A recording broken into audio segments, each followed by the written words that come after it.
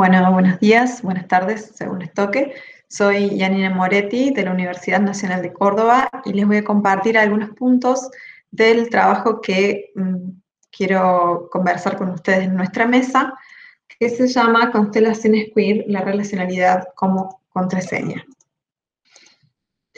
Bien, el término queer acarrea una intensa historia de subversiones significantes y continúa hoy surcando trayectos en nuevas apropiaciones y traducciones. Sedgwick advertía, lo que comparto con ustedes ahí en la cita, que lo único que se requiere para convertir el calificativo queer en genuino es el impulso para utilizarlo en primera persona. Como lo explica Emerson, se trata de no hablar de ti.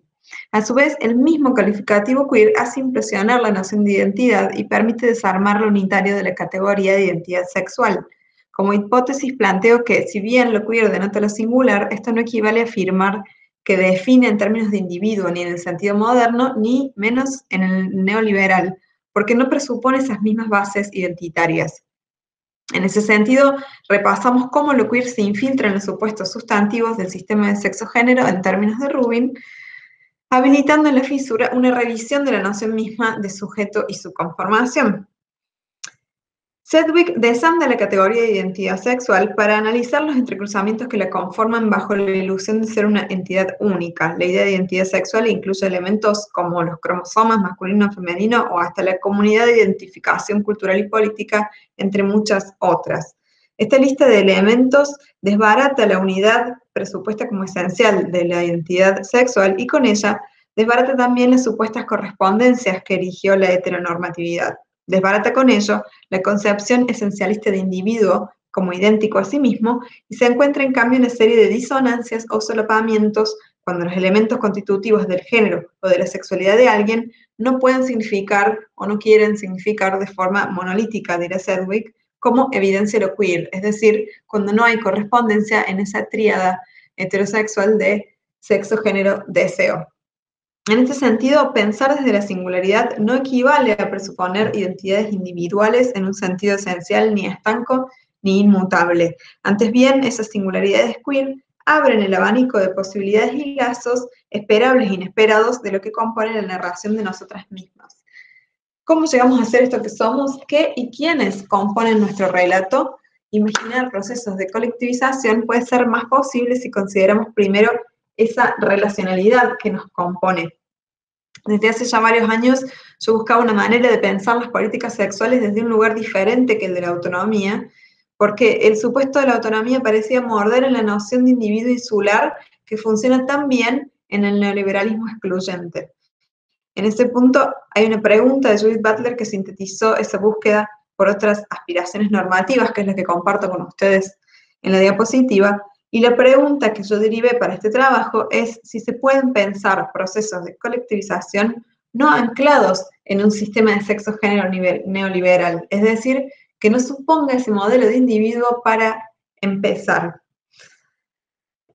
Nosotros entonces partimos de una ontología de corte butleriano, pero además de ser corporal y social, la pensé en términos de relacionalidad, ¿sí? Aquí el predicado relacional implicó poder dialogar con toda una historia de la filosofía a partir de la afirmación aristotélica de la primacía de la sustancia por sobre la relación, ¿sí? En cambio, acá lo que buscamos es, como dice el filósofo italiano Vittorio Morfino, hacer crujir el oxímoron de la expresión ontología de la relación, ¿sí? De la mano de Spinoza primero, pero también de todas las autoras contemporáneas del giro afectivo, pensamos entonces en las relaciones en cuanto somos afectables por otros cuerpos, afectadas por otros cuerpos y también afectamos a otros que no son necesariamente humanos. La relacionalidad es en algún sentido una explicación para la agencia subjetiva, porque pensamos las agencias singulares, ¿sí? Como narradas como actos performativos puntuales,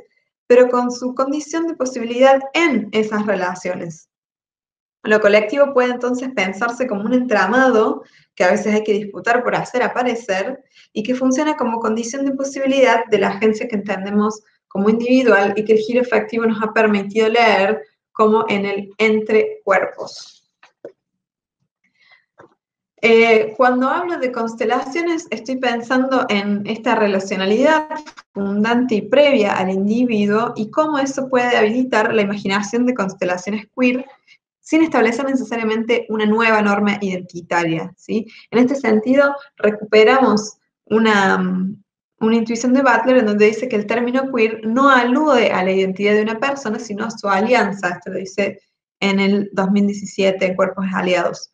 El significado de anomalía o peculiaridad que tenía el término se irradia entonces sobre esas posibles alianzas incómodas o impredecibles entre precarias que bajo la designación queer se traban en la lucha por la justicia social, política y económica. Estamos pensando en la alianza como forma social del futuro, pero también como lo que ya puede encontrarse latente o las alianzas del pasado o con nuestras antepasadas. Lo queer habilita así entonces a pensar con Val Flores en una crítica de los placeres y en una identificación política y en una práctica ética para disputar los sentidos que se ciernen sobre lo sexual.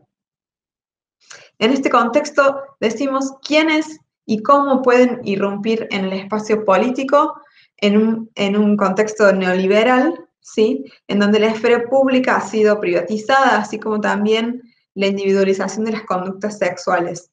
La esfera pública entonces puede ser más que el centro de la ciudad, como se ha solido pensar, y como apuntaba Ahmed, se puede pensar en clubes, bares, parques, hogares y en otros lugares generados por los lazos entre precarias que exhiben ciertas formas de interdependencia, transformando así el espacio mismo de aparición. De la mano de Sara Ahmed, entonces, vamos a pensar los placeres queer como una forma de disputar el espacio, ¿sí? Toma más que un solo cuerpo para abrir las semánticas tanto como las posibilidades políticas.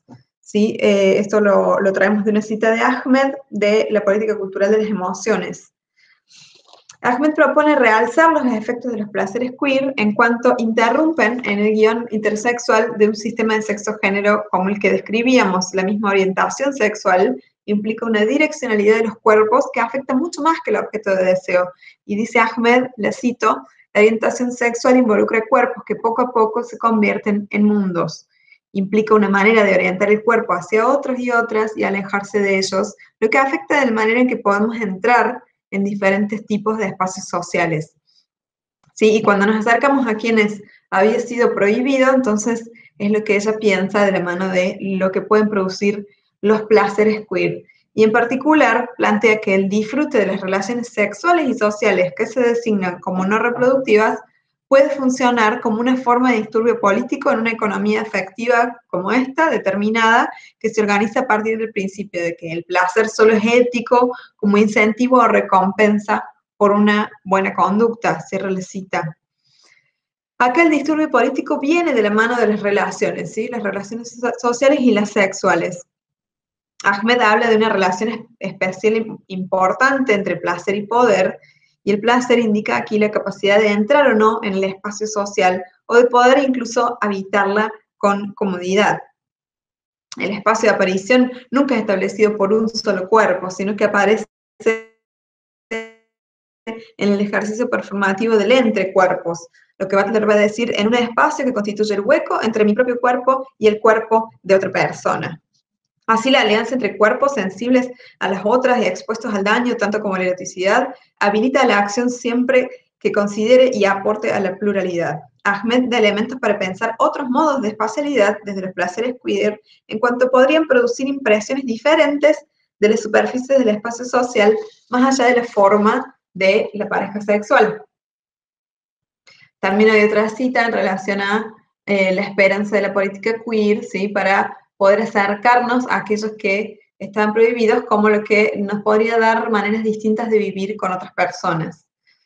Por último, también planteo la necesidad de pensar, ¿sí? En el contexto virtual, tanto de este congreso como de la coyuntura en general, las metáforas de la política, tanto la metáfora de los cuerpos en la calle como las metáforas de movimiento, ¿sí? Como también ya lo decía Sara Ahmed, y también lo ha dicho Atanasiu, ¿sí? Atena Atanasiu, en su libro de Desposesión, junto con Butler, para pensar otras posibilidades y articulaciones de agencia política forcluidas por esta metáfora del movimiento.